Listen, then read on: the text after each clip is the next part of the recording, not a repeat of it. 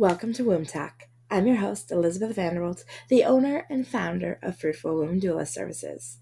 In Womb Talk, we like to go over different topics that are acceptable for all audiences. We're not medical professionals. Everything on this podcast is to educate you so that you can make better choices for your body. If you have a passion for all things women's health, then let's start listening.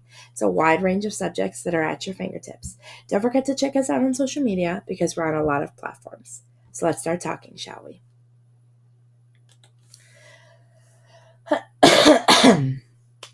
Today's episode is going to actually be taking a turn for our partners. So if you're in a heterosexual couple and you're trying to conceive, you know that just as much as your health is important, sperm health also matters, and the health of our gentlemen friends. So that's why today's episode is actually going to be taking that turn towards our male partners. So again, sperm health is assessed by the sperm count, so how high it is, as well as the movement. So is it motility? Is it the shape? And these are all crucial features for fertility and the various factors that can impact it, including lifestyle choices, environmental exposures, and medical conditions. So ideally, a single semen contains at least 15 million sperm per milliliter. That's a lot, isn't it? Like if you think about it, 15 million is it's a huge number. I mean, it's very tiny little fun, friends. So I don't know why, but this topic, I could speak about women's health like nobody's business. When you get me to talk about our male friends, then my eyes go like crazy and I become more of like a sheepish schoolgirl. Don't know why, it is who I am. So again, back to that sperm count, you're also going to want to talk about that sperm movement.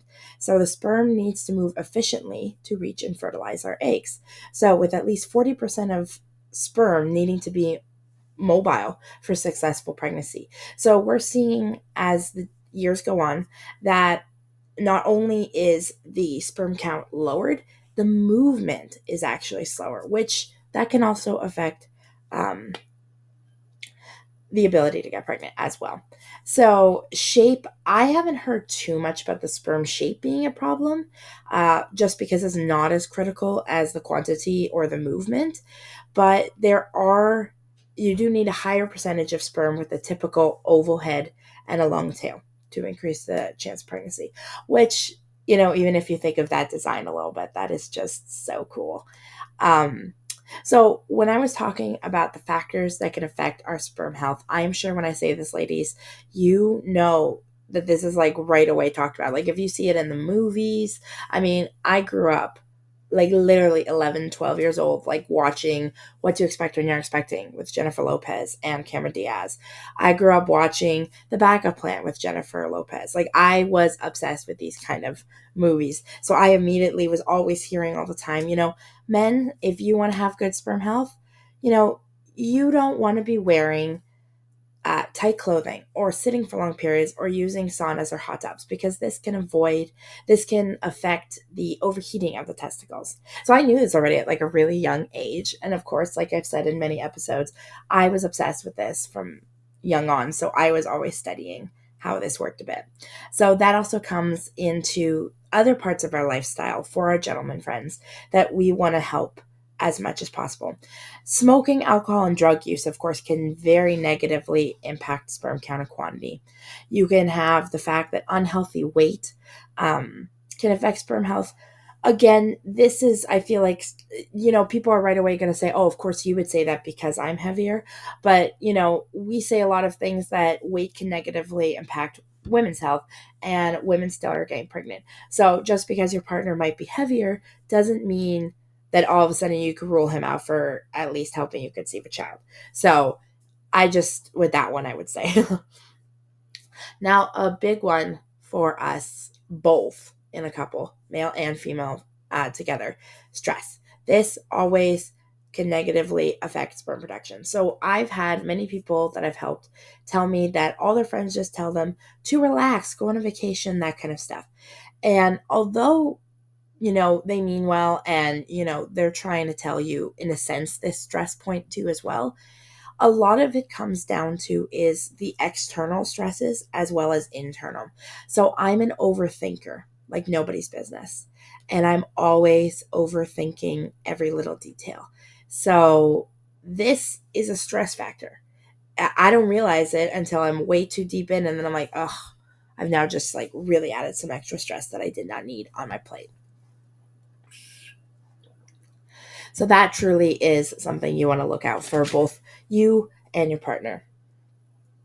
So when we are talking about those environmental factors, we want to talk about the same that we do for women. So it's the exposures to the toxins, the pesticides, and heavy metals that can negatively affect sperm production, as well as heat exposure, because that's why we have to avoid overheating the testicles as well. So those are the main environmental factors you want to be careful of. Now, of course, sperm health can also relate to age, to medical conditions. Maybe there was damage to the reproductive system. Like, there's so many other features. But when we're really trying to talk about sperm health as a whole, you want to look at that lifestyle and then environmental factors that we were talking about.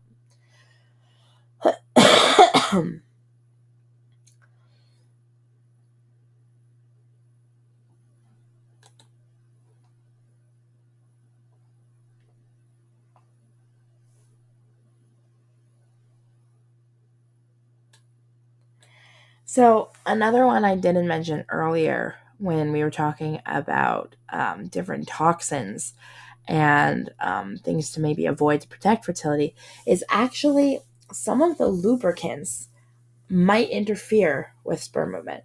So, depending on when you're trying to start to conceive, it's best maybe not to use a lubricant for intercourse. And if you're needing a lubricant, and this is something like I was recommended way back when, and this is something I always tell people too, is coconut oil actually works great. You could use like a vegetable oil, but I'm always just a firm lover of coconut oil. I just think it's so beneficial. And people have designed different lubricants as well. So some are like Baby Dance, Conceive Plus, Pre-Seed, just to think of a few. But that's those are things that might be beneficial for you during this time if you're needing a lubricant. Another thing in terms of affecting, remember I had mentioned about age and the conditions when it comes to like medical conditions, but actually medicines as well. So when we had said you want to avoid like heavy drug use, alcohol, smoking, there are things like blood pressure medication, antidepressants, opioids. Some of these things just can actually impact the fertility. So if you're on them already and you haven't mentioned to your doctor that you're trying to conceive, I would get your partner to bring it up in their healthcare appointment so that they could see if the one that they're taking is actually putting a negative impact on you. Because as women, we take such a full-hearted jump into it's our fault. And the reason we're not conceiving a baby right now is because there's something wrong with me.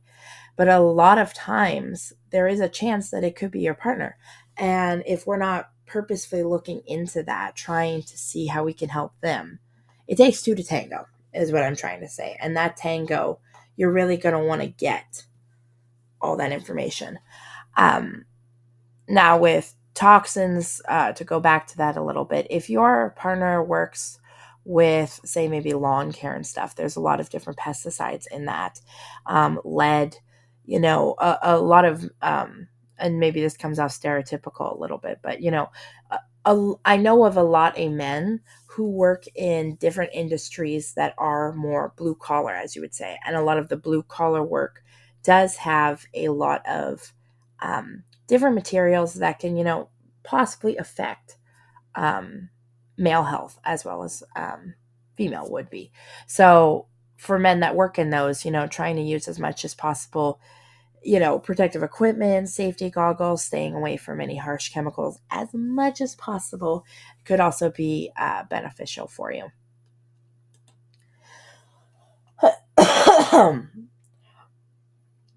Now, the best way, and maybe again, I don't want to come off stereotypical. That's my problem. Is I've like, I don't want to like come off as like rude, but just in my thought, the way I guess I've seen life play out a little bit is, you know, I really love food. So I jump back. They're like, oh my God, you need to cook for them. And so when you're trying to conceive, I think it's beneficial for both yourself and your partner to get different nutrients that are needed. And, folate is something that we're always talking about. Oh, go take your folic acid or make sure you get your folate. But that is actually very beneficial for male fertility as well. And folate can help with the red blood cell production, but it also actually, if that is low for men, it can actually lower their sperm count because of that. So, you want to try to get that in a natural form as much as possible for men.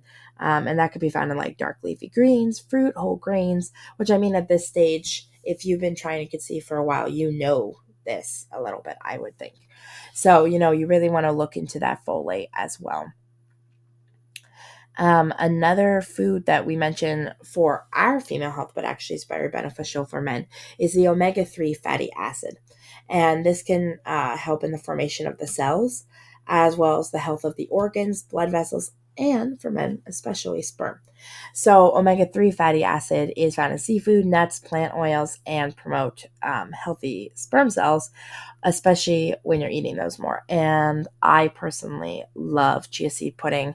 That is like one of my healthy go-to breakfasts. And I know there's a lot of omega-3 fatty acids in the chia seeds. So, there's some things out there that you could like make ahead or make them things that would be, or they could make it themselves if they put an effort into it as well. Some people mention that having food like the oysters, not only is it an aphrodisiac, it is high in zinc. It's actually one of the highest foods of zinc. And this also helps stimulate semen production, as well as that motility that we were talking about. And again, if you're wanting to go for that omega-3 fatty acid, vitamin D, you'd also want to look into zinc and beef. Zinc and beef. Salmon and beef. My apologies. Those also have like high in the zincs. They have them in the omega-3 fatty acids, vitamin D. There's just so many good things out there. So some of the foods to avoid when you're trying to conceive for men, and this is a very big one for women and men actually, is to avoid high caffeine intake. And when I say caffeine, I immediately think coffee for most people, but you can actually find a lot of high caffeine in, a lot of those energy drinks slash, sodas and stuff that just might not be beneficial to be consuming on high at the current moment. I always tell people not to go cold turkey because it just doesn't work the best. I feel like it's always more beneficial if you just reduce it as much as possible. So instead of actively trying to cut it out, actively try to lessen it a little bit through this time.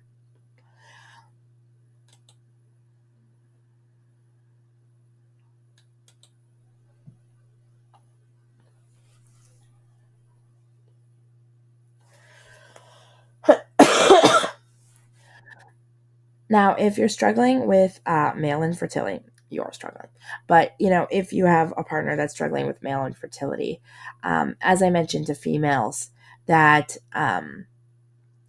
besides Western medicine, there are a few other alternatives that you can always look for that have even for support for the male infertility, is one of them things being traditional Chinese medicine. And they have different abilities, different studies that they know of compared to Western medicine that might be beneficial for your partner.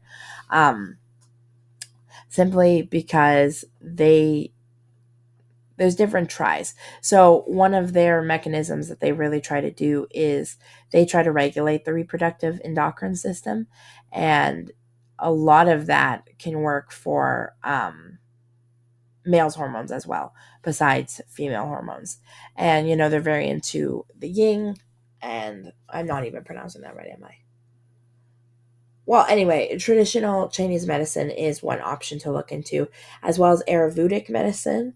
And I've started to hear that there's a lot of popularity a little bit into more Native American traditions for healing.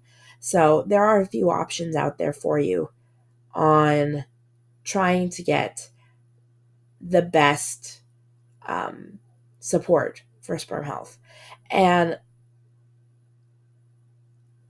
most cases where fertility issues are happening with male infertility and female infertility, a lot of the time, like I said before, is that women will think, oh, this is my fault and, I need to fix me. When in some cases there might be more of the male side.